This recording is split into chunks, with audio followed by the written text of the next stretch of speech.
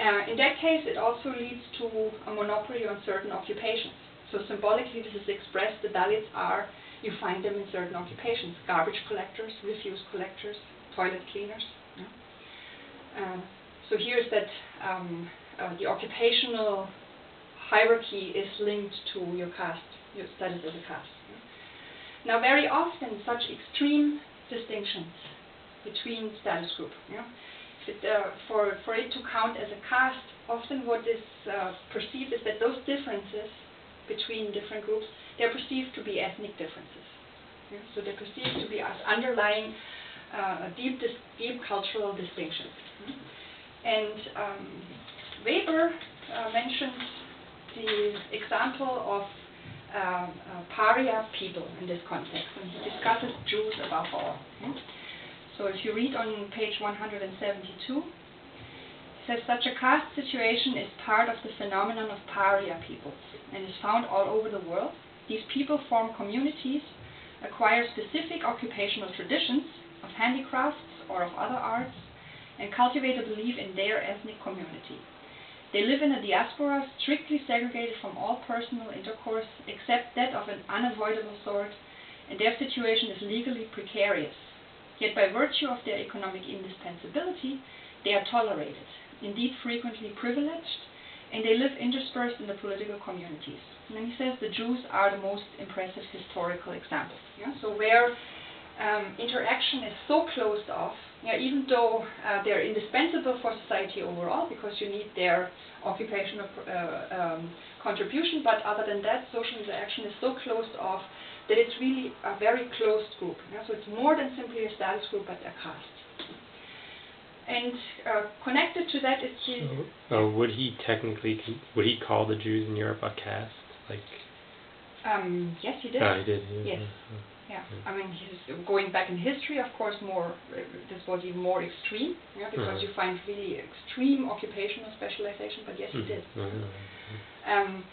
Connected to this phenomenon of extreme closing off is the fact that there are hierarchies connected to it. So it's not only ethnic, simply segregation, that they're separate, that different ethnic groups or religious group, but that where the difference is perceived to be ethnic, because this is the case with Jews. The argument in Europe for making them into pariah people was that they were considered to be ethnically different, not just religiously different. But this leads to an extreme hierarchical system. So not just segregation of different groups, but super and subordination. So connection of a stigma, a negative stigma or an extreme positive stigma. And contemporary sociologists have actually used this concept of caste to analyze ethnic segregation in the United States. Even if you look, even in New York City, you find extreme racial segregation of neighborhoods. You find neighborhoods that are almost exclusively black, almost exclusively Hispanic, almost exclusively white. And this is not just a matter of economic prowess. If you think of the history of Long Island, for example, over the decades after World War II, where there were explicit laws against blacks settling in certain communities, for example, Levittown. And this was not based on their ability to pay, their economic resources. So in black neighborhoods, you find black families of very different class standing.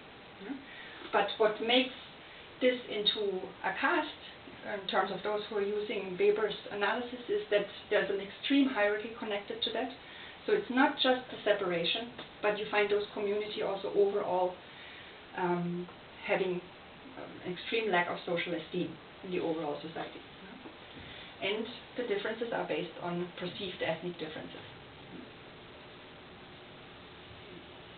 Any questions on that? Yeah, I wanted to ask, so then did Weber call Europe like a two-caste, like we call it a two-caste society?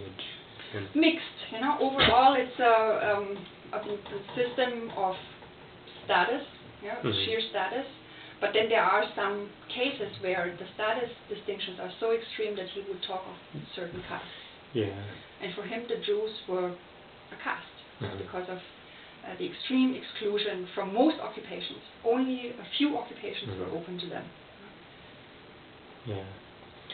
And then I was, or I don't know if it's a question, but I was surprised that he talked about America being like more into status than economic. Yeah, interesting. Yeah. More than Europe at the time. Yeah, because you always think Yeah. of Europe being more like aristocratic affectation. Yeah, and that sounds on the surface, Yeah. it sounds very contradictory. But when we now get into the actual connection between status and class, it should become more obvious. Mhm, okay, yeah. But already, to give you an example, okay, in France, access to the elite institutions is still much, much more limited to those with a long, long standing of, long class standing, but a long legacy of your family. Okay? You will have much, much lower chances to be admitted to an elite institution in France if you don't have that long-standing family pedigree than being admitted to an institution like Harvard. So in some sense, the system here in France is much less open to operate based on claiming social status. Yeah?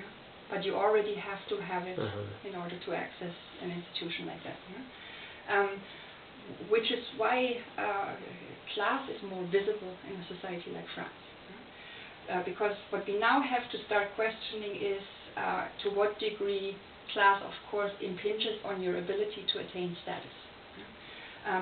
But on the surface, it seems it is all status. But of course, class provides to a large degree a basis for that. And this is a good way for us to better understand the social stratification in the U.S. Okay, so you're saying that, like, not that status is more important in the U.S., or maybe it is more important in the U.S., but it's more fluid. It's but it's also more. It is more fluid. So this is one way to say that there is more social mobility. You have more of a chance to move from a lower class status to an upper class status, or at least claim, by way of claiming status. For example, through starting to move in the right social circle, there's more of an opportunity there. But it also, the emphasis that is placed in the United States on observing simple differences in lifestyle makes it seem the social stratification, that the social order in the U.S. is all just about lifestyle differences. Because it's simply less visible here how much status is in fact indirectly, but how much it is in effect based on class. So that's what we need to understand in the next step, that relationship, the curious relationship. Which means now we need to actually go into actual historical reality, so a little bit away from the ideal types, because what Weber introduced so far is class as an ideal type, as a useful abstraction, and status as a useful abstraction, but of course they intermingle and work together in curious ways to actually produce a real outcome. So far so good? Yeah. No more questions? Yeah, no, so that was Weber's term, useful abstraction? Yeah. That's a really good term to describe that, yeah. Because ultimately for him, any theory is only a tool, only a heuristic. So yes, it's important to create those ideal types in order to have better tools, like a scalpel, to analyze social reality.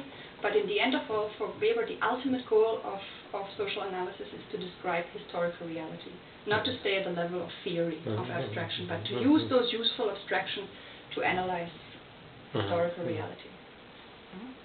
So different to Durkheim, because what's really important for Durkheim is to articulate social laws, to articulate the lawfulness of social action. Okay. So far so good. So the next section will be on the connection between status and class.